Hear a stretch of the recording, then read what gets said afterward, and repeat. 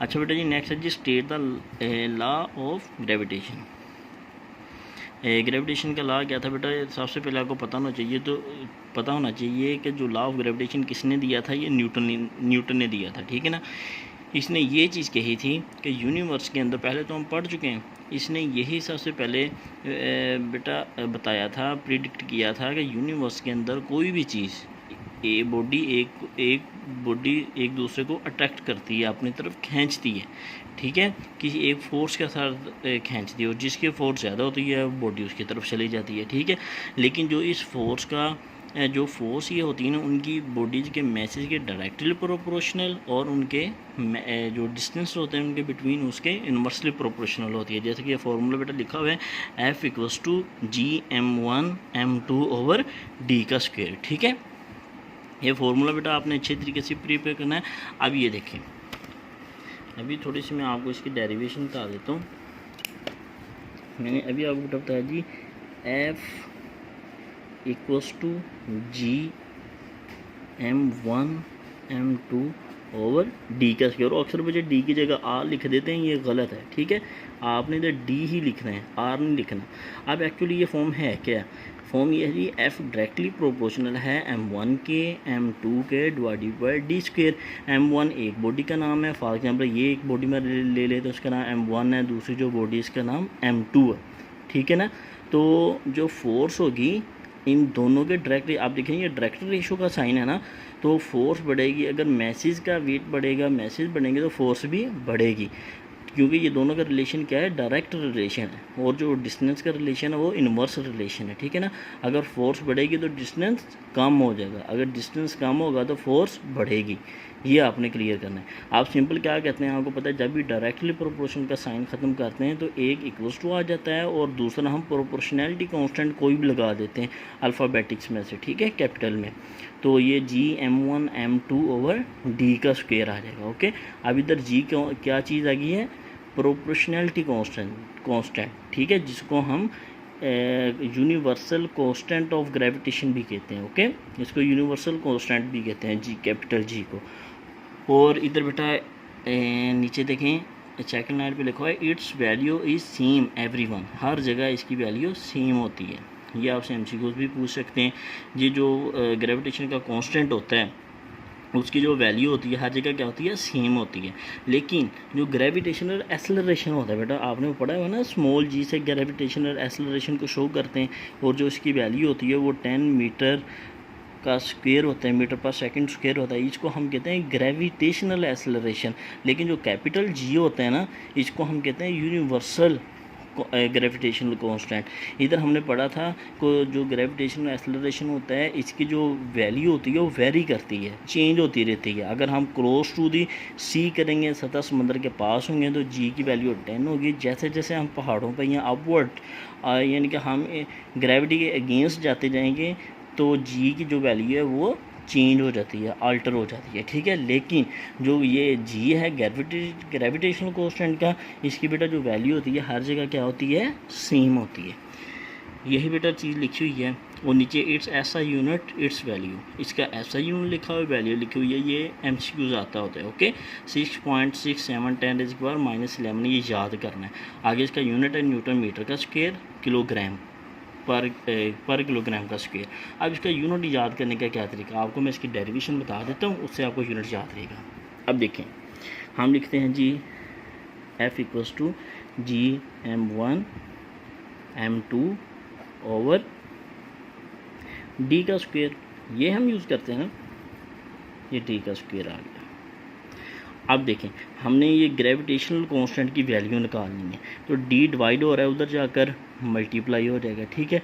और ये इसके साथ मल्टीप्लाई हो रहे हैं, इधर आकर डिनोमिनेटर में आ जाएंगे और ये डिवाइड हो जाएंगे। तो जी से हम इसी तरह वैल्यू सेपरेट करेंगे ना। तो आप देखें फोर्स का ऐसा यूनिट क्या होता है, न्यूटन होता है। और बेटा जो डिस्टेंस होता है उसका यूनिट क्या होता है, मीटर होता है। इसके ऊपर स्क्वायर है तो ये हम स्क्वायर लिख देंगे, ठीक है। और नीचे बेटा मैस का यूनिट क्या होता है, किलोग्राम। और ये वाला जो मैस है इसका भी यूनिट किलोग्राम होगा, ओके। तो अब क्या होगा, न्यूटन मीटर का स्क्वायर डिवाइडेड बाय किलोग्राम का स्क्वायर आ जाएगा, इक्वल्स टू जी। आप क्या करेंगे, हम जी इक्वल्स टू इसको ऊपर ले जाएंगे तो जी का यूनिट क्या आ जाएगा, न्यूटन मीटर का स्क्वायर, किलोग्राम को ऊपर ले गए तो किलो पर किलोग्राम बन जाएगा। तो ये जी का जो बेटा यूनिट है न्यूटन मीटर का स्क्वायर पर किलोग्राम का स्क्वायर, ये इस तरह आ जाएगा। ये बेटा इसकी ना ये देख लें, छोटी सी इसका यूनिट निकालने की ना डेरिवेशन है, सिंपल सी है। ओके, आई होप से आपको याद होगी। और जी की वैल्यू 6.67 10⁻⁻11 न्यूटन मीटर का स्क्वायर और पर किलोग्राम का स्क्वायर होता है। ओके, ये आपने वैसे याद करना है, ये बोर्ड में MCQs आता होता है। ओके, अच्छा जी, नेक्स्ट बेटा क्या है जी, ग्रेविटेशनल फील्ड स्ट्रेंथ क्या होती है। ग्रेविटेशनल फील्ड स्ट्रेंथ बेटा एक ना, ये देखें, ग्रेविटी जहाँ तक अर्थ है बेटा वहाँ तक ग्रेविटी एक्ट करती है। अब इसके अंदर कोई भी मैच है, अब आप देखिए जी, कोई भी क्रिकेट देख रहे होते हैं बेटा, उधर फील्डिंग में हम कहते हैं जी ये ग्राउंड है जी, इस फील्ड के अंदर ये हमने एक बाउंड्री लगाई हुई है, हर खिलाड़ी इधर फील्ड में खड़ा हो जाएगा, यानी कि फील्डिंग करेगा, इस बाउंड्री को क्रॉस नहीं होने देना।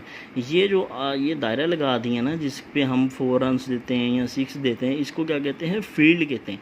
तो इसी तरह बेटा जो यूनिवर्स है, उसके जो अर्थ है हमारी, इसके गिर्द भी एक फील्ड है, इसके अंदर कोई भी मैस है, यूनिट मैस, कोई भी मैस को बेटा हम यूनिट मैस हो, इसके ऊपर लगने वाली फोर्स को आप बेटा ग्रेविटेशनल फील्ड स्ट्रेंथ कहते हैं। ठीक है, किसी भी यूनिट मैस के ऊपर लगने वाली फोर्स को किसी भी यूनिट मैस के ऊपर बेटा लगने वाली ग्रेविटेशनल फोर्स को आप बेटा ग्रेविटेशनल फील्ड स्ट्रेंथ कहते हैं। ओके, तो ये इसकी डेफिनेशन देखें जी, in the gravitational field of the earth the gravitational force per unit mass is called gravitational field strength of the earth. Okay, आगे at any point its value is equal to the value of ji.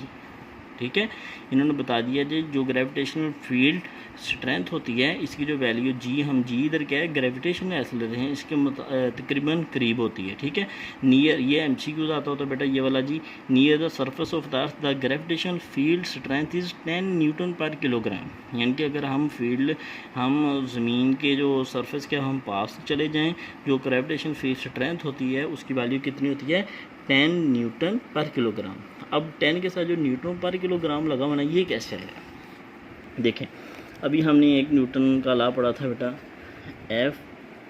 F equals to ma। अगर हम gravitation के हिसाब से बात करें तो A equals to जी हम पुट कर लेंगे ना, क्योंकि जी किसको शो कर रहा होता है बेटा, ग्रेविटेशनल एक्सेलरेशन को शो करता है। तो हम लिख लेंगे F इक्वल्स टू mg। तो हम इसके ऊपर बेटा जो ग्रेविटेशनल एक्सेलरेशन इसका हमने निकालना है, तो अब क्या करेंगे, F इधर है तो m इधर मल्टीप्लाई हो रहा है, इधर आकर डिनोमिनेटर में डिवाइड हो जाएगा जी। अब हमने जी के यूनिट निकालना है।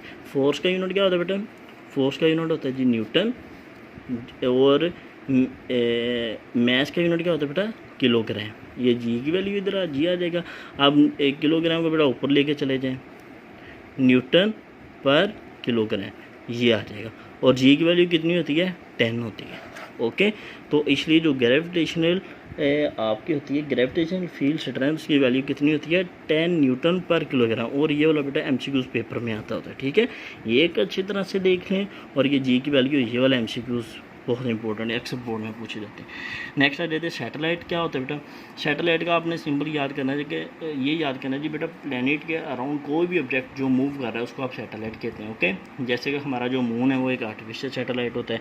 नेक्स्ट जो है वो इंपॉर्टेंट, ये आर्टिफिशियल सैटेलाइट क्या होता है बेटा, अभी हमने पढ़ा जो चाँद होता है वो ज़मीन का आर्टिफिशियल सैटेलाइट है, मसनूई सैटेलाइट है।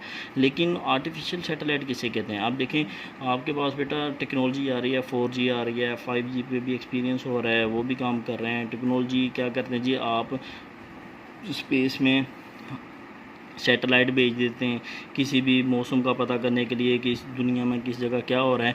इस पर्पज़ के लिए बेटा आप स्पेस में ना सैटेलाइट भेज रहे हैं, वो उससे मुख्तलिफ काम लेते हैं, कम्युनिकेशन पर्पज़ के लिए लेते हैं। और ये जो आप सैटेलाइट को अर्थ में यानी कि ऊपर स्पेस में भेज देते हैं तो ये ज़मीन के राउंड चक्कर लगाना शुरू कर देता है। और इसके ज़रिए आदमी भी भेजे जाते हैं सैटेलाइट के थ्रू, इसके ज़रिए जो रिक्वायरमेंट हमें स्पेस में चाहिए होता है वो भी लेके जाते हैं। ठीक है, नेक्स्ट है बेटा मोस्ट इम्पोर्टेंट डेफिनेशन है आपकी जी, जियो स्टेशनरी सैटेलाइट क्या होता है बेटा, जियो का मतलब होता है ज़मीन, स्टेशनरी का मतलब होता है साकिन, और सैटेलाइट होता है। ओके, यानी कि जो साकिन सैटेलाइट किससे कहते हैं।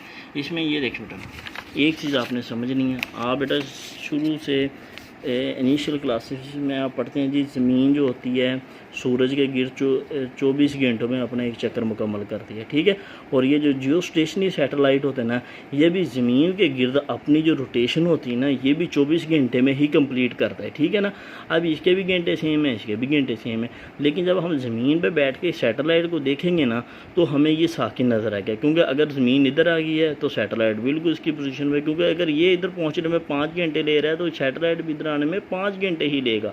तो इस तरह ये पीछे पीछे मूव करता रहता है, लेकिन हमें ये ऐसे नज़र आता है जैसे ये रोटेट ही नहीं कर रहा है, इसलिए इसको स्टेशनरी सैटेलाइट कहते हैं, ठीक है। और इसका जो MCQs बेटा आता होता है वो इधर है जी, ये देखें, दी height of the Jio stationery satellite is about 42 and 300 kilometre. ये बेटा MCQ ज़्यादा होता है। एक ये कि ये कितनों घंटों में अपना चक्कर मुकम्मल करता है जी, 24 घंटों में मुकम्मल करता है। और ये ज़मीन से कितनी दूर है, 42,300 किलोमीटर दूर है। और नेक्स्ट बेटा लास्ट है जी, its velocity with respect to the earth is 0। अगर हम ज़मीन से जियो स्टेशनरी को देखें तो उसकी वेलोसिटी क्या हमें नज़र आएगी, 0 नज़र आएगी। ये भी MCQ आता है कि ज़मीन के रिस्पेक्ट जो आपके जियो स्टेशनरी सैटेलाइट होता है तो उसकी बेटा वैल्यू क्या होती है, 0 होती है। अब सेकंड आगे बेटा लास्ट है जी, GPS क्या होता है बेटा, ग्लोबल पोजीशनिंग सिस्टम इसको कहते हैं, इसकी एब्रीविएशन भी पूछी जाती है। इसमें बेटा ये देखें जी, नेविगेशन कहते हैं, जो आसमान आप यानी कि मौसम से रिलेटेड जो भी चीज़ आप पता करना चाह रहे हैं तो GPS सिस्टम के थ्रू बेटा मालूम कर सकते हैं जी। ग्लोबल GPS की एब्रीविएशन क्या होती है जी, global positioning system is a satellite navigation system. It helps us to find the exact position of the object anywhere on the land, on the sea, on the air। यानी कि GPS की मदद से हम ना ज़मीन के ऊपर बेटा किसी भी चीज़ के ऑब्जेक्ट का पता चला सकते हैं कि किधर क्या हो रहा है, ज़मीन के किस टुकड़े में कौन सी पोजीशन है, किधर क्या पोजीशन है, ओके। और GPS consist of the 24 earth satellite. ये MCQ आता होता है कि जो GPS है आपका बेटा सैटेलाइट जो होता है, सिस्टम होता है, सैटेलाइट नेविगेशन का जो सिस्टम है, कितने बेटा अर्थ के कितने सैटेलाइट पर कंसिस्ट होता है, 24। और the satellite revolve around the earth twice a day with the speed of 3.87 kilometre per second.